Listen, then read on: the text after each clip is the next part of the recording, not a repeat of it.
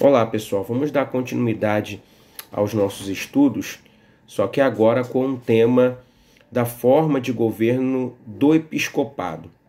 A sua apostila e a minha vai dizer o seguinte: é um regime de governo eclesiástico em que o bispo exerce a autoridade máxima. Os demais ministros são os presbíteros e os diáconos, exatamente a nomenclatura utilizada lá no Novo Testamento. E um colégio episcopal, ele é responsável pela administração da igreja. O que essa forma de governo episcopal vai trabalhar? Ela vai trabalhar um pouco diferente em relação ao presbiterianismo. Por quê? Lá no presbiterianismo, você conseguiu observar que os anciãos, os presbíteros e os bispos, eles coordenavam as ações do pastor, fiscalizavam, as ações, as atitudes que o pastor local exerce sobre a sua membresia. Aqui não existe pastor local. Aqui é o bispo que exerce a função do pastoreio e é o bispo que exerce a função da inspeção. Ou seja, o bispo ele é a autoridade máxima. Ele é a ponta fina e mais alta dessa pirâmide eclesiástica.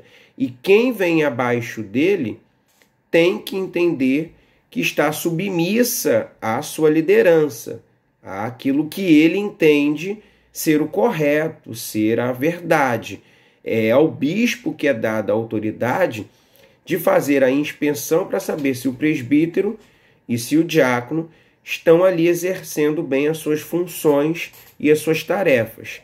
Só que a sua apostila também vai dizer que um colégio episcopal é responsável pela administração da igreja, que são os ministros que auxiliam o bispado, tá? Esse colégio episcopal faz parte do ministério que o bispo escolheu para estar ao lado dele, tá? Exemplo, eu sou o pastor presidente da igreja, o bispo da igreja, tá? Eu preciso de auxiliares, preciso de pastores auxiliares, preciso de presbíteros e preciso de diáconos. Quem vai escolher esses auxiliares? Sou eu, que sou a autoridade máxima da igreja. Não vai ser por meio de votação, não vai ser por meio de assembleia, vai ser por meio daquilo que eu, bispo, entendo ser necessário. Eu vou escolher de acordo com as características que eu entendo ser as melhores. E eu vou analisar frequência de culto, frequência na escola bíblica dominical, busca a Deus, vida íntima no meio da sua família, bom testemunho, para aí sim poder escolher aquele ou aquela para poder fazer parte do meu ministério, porque eu entendo que aqueles que fazem parte do meu ministério vão estar contribuindo para a qualidade do mesmo, tá? Então o episcopado ele vai trabalhar dessa forma. O bispo ele é a ponta fina e alta da pirâmide. O topo, a parte do meio dessa pirâmide é formada por presbíteros e o diaconato, e a parte baixa da pirâmide, que é a base da pirâmide, é formada pela membresia da igreja. Então, quem é que faz o elo do membro com a ponta da pirâmide? São os presbíteros e os diáconos, tá? São eles que fazem esse processo de filtragem, tá? Dos problemas, das soluções, das aflições, tá? Então, o bispo ele vai dar ordens para que o seu presbitério, o seu diaconato, tá? Exerça uma função de auxiliá-lo no cuidado dessas pessoas que estão na parte mais baixa da pirâmide, que são os membros comuns da congregação aonde essas pessoas estão organizando esse processo. E a nossa última etapa dessa forma de governo é o representativo. O que diz a nossa apostila acerca do mesmo? Diz o seguinte: regime de governo eclesiástico em que os membros delegam para votações em assembleias a escolha dos dirigentes. Nesse regime, existe o reconhecimento da ordenação feminina. Duas etapas que eu quero trabalhar com vocês aqui no governo representativo. O primeiro é que esse regime de governo eclesiástico em que os membros delegam para votações e assembleias as escolhas dos seus dirigentes. Diferentemente lá do congregacionalismo, do presbiterianismo e do episcopado, que tem as suas formas de escolhas governamentais, o representativo, quem vai escolher o pastor, quem vai escolher o presbitério, quem vai escolher o diaconato, são os membros por meio de votação pública, tá? Quem trabalha muito com esse método aí é a Igreja do Nazareno. Como é que funciona? O pastor que está exercendo ali, né, o cargo dentro daquele período, que geralmente são um período de 2 anos, tá? Ou de 1 ano, mas vamos trabalhar com a ideia do período de 2 anos.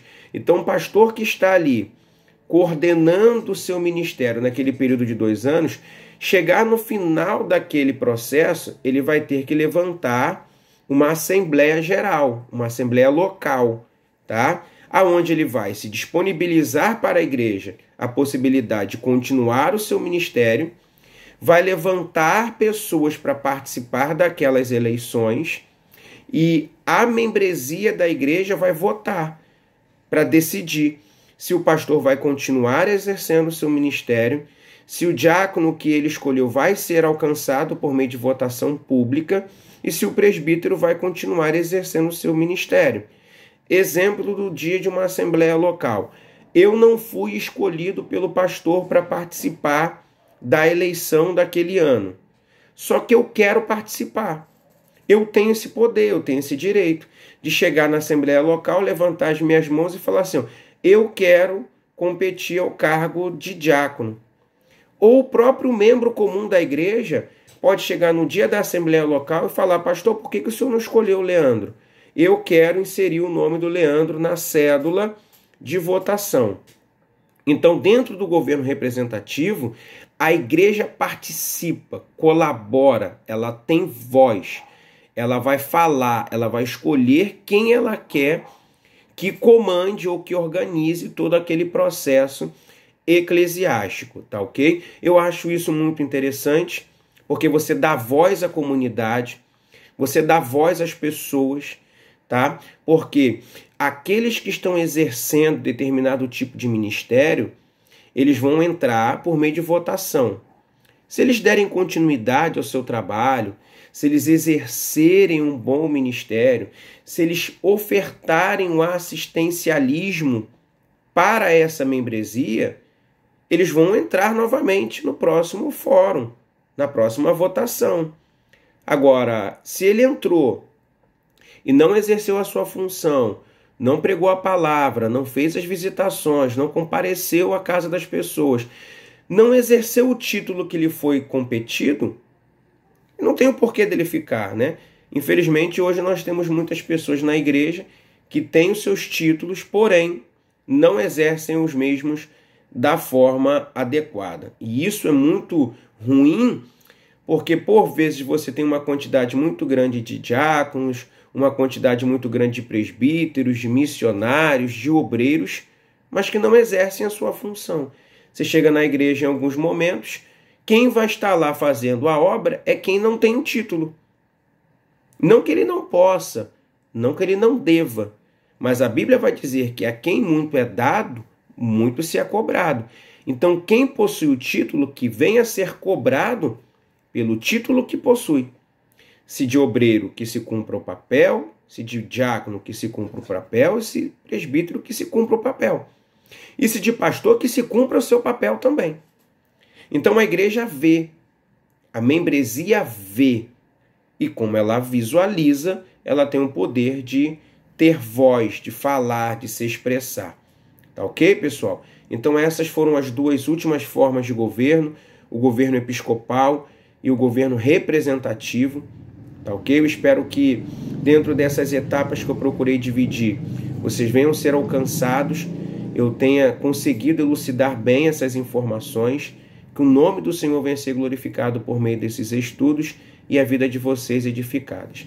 Deus abençoe a vida dos irmãos, em nome de Jesus, e até os nossos próximos encontros para a glória de Deus Pai. Deus abençoe em nome de Jesus.